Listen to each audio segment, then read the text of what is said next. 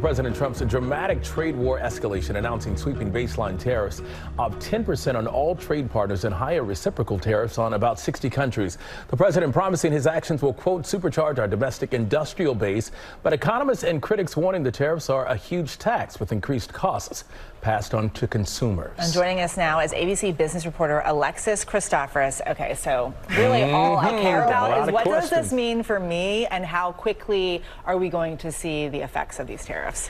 I've been on the phone with a lot of analysts since that announcement came down, and they are saying this was the worst of the worst case scenario, that these tariffs are deeper and more aggressive than almost anyone imagined. And overnight, seemingly, it is now more expensive to do business with America, and consumers, especially U.S. consumers, are going to pay the price. So let's talk about where that might be felt.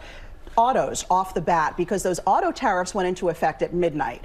Now, it doesn't mean that if you walk into the dealership today, you're going to have higher prices, because they have some inventory on the lot, about 1.5 to 2 months worth. But once they're done with that inventory and they need to start going overseas for parts and for cars, that's when you're going to start to see those prices go up anywhere from $5,000 to $15,000 or more, depending on the make and model for a new car. Even used car prices are going to go up because people will be, not able to afford the new cars. They're going to move over to the used cars. Demand goes up. Prices will go up as well. So what is the president trying to accomplish, and how long could it take? So, great question. What he has said he wants to accomplish is to bring manufacturing back to this country, jobs back to this country. It's a great and noble idea, but it doesn't happen overnight, and companies need to invest time and a lot of money, billions of dollars, to have those plants here. He also wants to raise revenue. Some in the White House are saying these tariffs could raise $700 billion a year because of these tariffs. But also remember, if you move all the manufacturing to the U.S., there's a reason why a lot of our companies move outside of this country to do business. It's cheaper. So once you start building here, our labor costs more, materials to build these manufacturing plants cost more. That in and of itself can make prices move higher. How certain is it that these companies are going to pass the costs on to us? Right. Well, they don't want to, right? Because they want demand for their products to be strong. I'll give you an example. We're seeing Apple, Nike. These are companies that do a lot of business, get a lot of their parts overseas. Their stocks are really taking a hit. They're called multinational companies.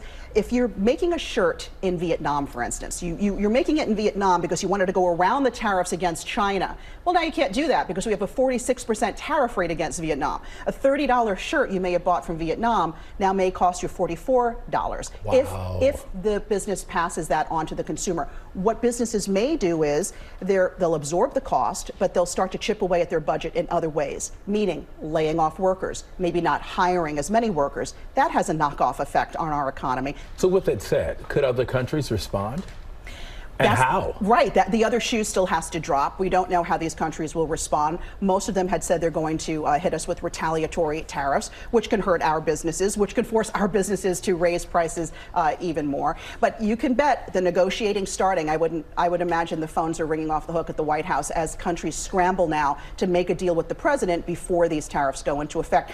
April 9th for those reciprocal tariffs, April 5th for the 10% across the board. What does this mean for interest rates, things like credit cards, auto loans, mortgages? Sure, and the Federal Reserve, you bet, looking at all of this. It can cut one of two ways. If these tariffs really become inflationary, the Fed is not going to want to cut interest rates. If this means that we fall into a recession and economic growth really becomes a drag, they might want to cut interest rates to stimulate the economy. So I guess maybe a silver lining in all this is that interest rates could come down in the months to come, but I think it's going to be offset by the fact that prices are going to be so much higher.